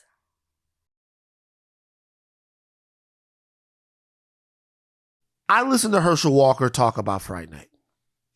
I've seen the original Fright Night. I've seen the Fright Night remake with Colin Farrell. I don't know what fucking movie Herschel Walker saw. it is head movies. I don't know what fucking movie Herschel Walker is talking about. There are no werewolves in Fright Night. And his head movies. Donnie, just run it. Just run this. I want to tell you to keep the faith. Oh, you ever watch a stupid movie late at night hoping it's going to get better, don't get better, but you keep watching it anyway? Because the other night I was watching this movie. I was watching this movie called Fright Night, Freak Night, or some type of night, but it was about vampires. I don't know if you know vampires are cool people, are they not? But I'm going to tell you something that I found out. A werewolf can kill a vampire. Did you know that? I never knew that, so I didn't want to be a vampire anymore. I wanted to be a werewolf. But then anyway, as I'm watching this movie, and they can tell how stupid it is because it's 1 a.m. So I'm watching my TV are these kids watching their TV or a vampire kill on their TV? So you know it's kind of stupid, but I'm still watching though. As I'm watching this show, what was funny, these kids had a vampire in their attic at their house. So they were watching their TV. Now I'm watching my TV, they watching their TV, or they see the vampire killer on their TV. So they win this contest to bring this actor. Now y'all got to stay with me. Bring this actor who's a vampire killer from their TV to get rid of this real life vampire in their attic. So as this actor comes to their home, he got all the right stuff. He got all the right stuff because, you know, I got to have a stake and got to have a thing to kill him in the heart. And he got a necklace of garlic because that worked. I don't know what it does, but it worked. You got to have a cross because it burned. I know that worked. And then all of a sudden, this is what was so funny about it. As they're walking through the house, this guy got the holy water. He's blessing the house, this actor. Now he's all fake. He's blessing the house with his holy water. They walked upstairs and this vampire looking real good in this black suit. Whoa, that sounds like Senator Warnock, doesn't it? Looking all good in this black suit, floated from the ceiling. He floated from the ceiling looking good and cool. And I'm thinking, whoa, they better get out of that house. If somebody float from your ceiling, get out of that house. That's not your house. But as he floated from the ceiling, the kid jumped behind their hero. As they jumped behind their hero, the guy jumped in front of him with this holy water, threw it on the vampire's forehead. He covered his eye. Then he took his hand away. He started laughing. And he said, that don't work. He took the cross, he put it on the vampire's forehead. And the vampire didn't even do anything. He said, that don't work. And that's the way it is in our life. It doesn't even work unless you got faith. It is time for us to have faith. We got to have faith in our fellow brothers. Message. Hey, stop laughing. Stop. Rachel, stop. I swear that was Twilight, scary movie, one of the scary movies. Rachel, stop. Friday night. Stop. See, you don't have no faith. You know what? Fuck it. Walker for Senate. Oh my gosh. We in so much trouble.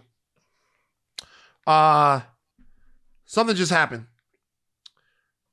75% of the remaining 3,700-ish Twitter employees have opted not to stay.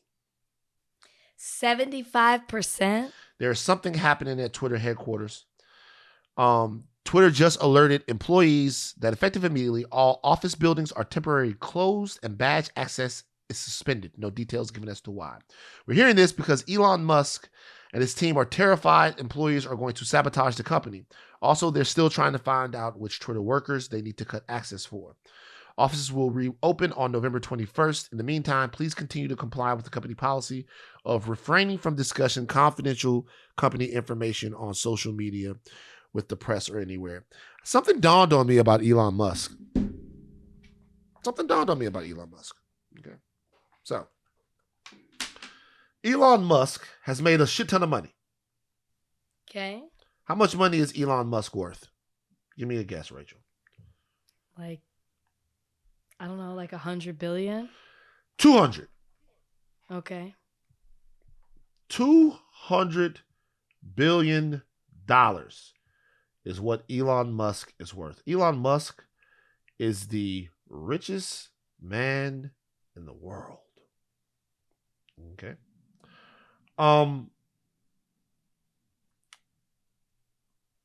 He's interested in a really peculiar way.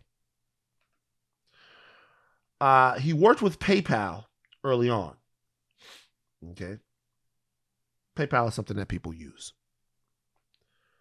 But a lot of stuff that Elon Musk is tremendously wealthy for creating or making has very little effect on the average person, which, as I looked at it, is pretty impressive.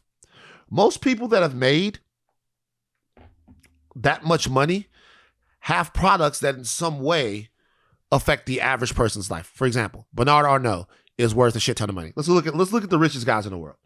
Richest men in the world. Richest people in the world. The richest people in the world. Not in Florida. Why did Siri do that?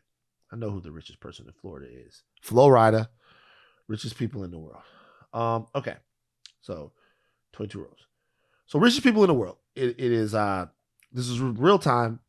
It is Elon Musk, Bernard Arnault, Gautam Adani, Jeff Bezos, Warren Buffett, Bill Gates, Larry Ellison, and so on and so on and so on and so on and so on. You got Larry Page in there. You got Carlos Slim in there, telecom billionaire down there. When you look at the rest of these people, Bernard Arnault and his family, LVMH. So even if you can't afford like Louis Vuitton, like my uncle's feet was like Hennessy's been a part of our for a long time. People drink Hennessy. The average person goes out and drinks Hennessy, drinks spirits, different spirits that LVMH might have. People's spirits. You look at Jeff Bezos, Amazon. Everybody uses Amazon. Amazon is for the common person, right? The common person. Right. You look at Warren Buffett, Berkshire Hathaway. He owns a litany of companies. Like Berkshire Hathaway, if you look as a holding company, what they own like fucking Dairy Queen, put like Duracell batteries. So many different companies that you have to have. Like you have, you want a piece of Dairy Queen, go get some Dairy Queen. You want, like he owns a bunch of the airlines, people have to fly, blah, blah, blah. Bill Gates, Microsoft. Obviously, for a long time, everybody had to have Microsoft. Carlos Slim, Telecom, Larry Page, Google. Elon Musk is different in that Tesla is a luxury brand and you have to be sort of rich to have a Tesla. SpaceX, space exploration, all of that stuff, really awesome, right? But that is not really affecting the average person, right? Any of the stuff that he's doing, talking about trying to create the Hyperloop, all of this stuff is theoretical. Like Elon Musk is one of the most interesting hyper-rich people ever because it's not like he owns Walmart. It's not like he owns like Amazon or like Dell Computers I'm looking at. Like all of these people, media magnets, Nike, you got Phil Knight here, Mark Zuckerberg, Facebook, all of this stuff that people own, the Mars family. He really is kind of like he's a theoretical billionaire. Like they're obviously really, there are real reasons why the stock of these companies are valued at so much. There's real reasons why he's so wealthy. I'm not saying that they're not. I'm just saying that Elon Musk is out of his depth as it relates to Twitter because he doesn't know how the average person thinks and moves. Interesting. Like he doesn't, the person that can like, I was having a conversation with some friends of mine. They're like, well, eventually people are going to have to buy Twitter. You're going to have to get on Twitter. I'm like, yo, man, I know a lot of motherfuckers who will not pay for Twitter. They're not going to pay for it. I know a lot of people who still ask me for $25, $50 from back home. They're not going to buy Twitter. Right. And to be honest with you, it's like they're just communicating. Like he's so out of his depth and trying to be a regular or make a service for people that people use all the time, that like somebody who's not trying to fucking go to space or have their car drive to their mama house for him, which, all of that stuff. He's just out of his depth. He doesn't know what average people really want, what regular people who communicate on Twitter really want. And he's never had to know that to make $200 billion. Which is why I think he's had trouble internally with his companies, because it seems like he also doesn't know how to talk to the average person. Set Twitter for the side. There's also all these issues that are going on within Tesla. It's like he's out of touch with the everyday person, which is why he can send out an email like he did for Twitter, which is what we're talking about making people click a link, yes or no, within 48 hours. I think it was 48 hours, correct me if I'm wrong, of are you willing to stay with the company and move forward or not? And as you just reported, 75% of the people were like, nah, there's a disconnect there. And it seems like it's starting to catch up with him. It's interesting. It's nuts. All right, we're out. No mailbag. We gave you guys a fucking 2-hour podcast. Jam pack. We made up for missing on Monday. Jam pack. Tuesday. We're gonna know what happens to Twitter. There might not be a Twitter on Monday. We'll probably be all better off if there's. Are you gonna be okay? You're an avid Twitter user. I've gone way down on the tweeting. Okay. I'm not my mental health is too important. You guys, I love you all. Good for you. Rachel, how are you feeling? Better. I know you are. Better. Yeah. Rachel, I'll let you take us out in your own Rachel sick voice. Take us out. In my own Rachel sick voice. Guys, we're so happy to be back. Sorry we missed earlier this week, but we brought you something great this episode. Take your thinking caps off, but don't stop thinking. I am Rachel and Lindsay. Bye, guys. Bye. it's supposed to be me. My voice sounds so much sexier than that right now. So much sexier than that. Bye.